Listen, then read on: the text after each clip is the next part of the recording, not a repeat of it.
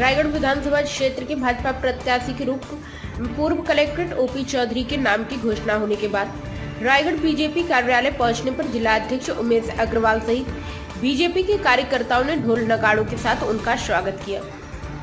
वहीं भाजपा प्रत्याशी के रूप में पूर्व कलेक्टर ओपी चौधरी ने प्रेस को संबोधित करते हुए कहा कि वे शिक्षा और शहर के विकास के विजन के साथ यह चुनाव लड़ेंगे।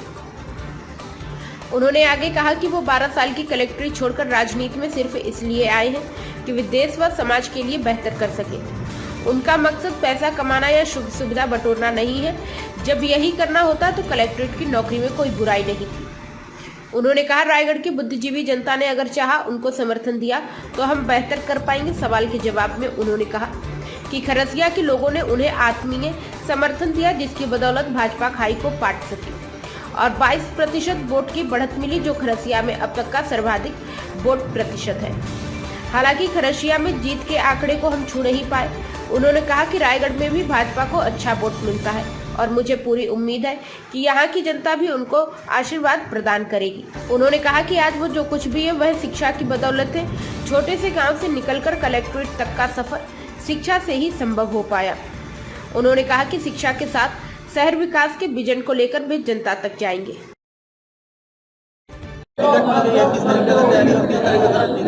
जी, भारतीय जनता पार्टी ने प्रत्याशी रायगढ़ के लिए मुझे घोषित किया है और रायगढ़ बुद्धिमान लोगों की, समझदार लोगों की जगह है। रायगढ़ को पिछले दशकों में जो अधिकार मिलना चाहिए था, जिस तरह का यहाँ विकास होना चाहिए था, तो उस स्तर का विकास हम लोग और विकास की ज़रूरत है।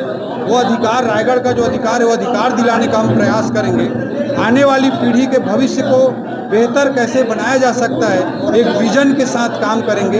एक बेहतर लाइब्रेरी, बेहतर करियर मार्गदर्शन का कल्चर, बेहतर कॉलेज जिसको प्रदेश भर से लोग देखने आए, बेहतर इंफ्रास्ट्रक्चर, बेहतर ऑक्सीजोन, बेहतर स्पोर्ट्स जोन, ये सब हम कैसे क्रिएट करें।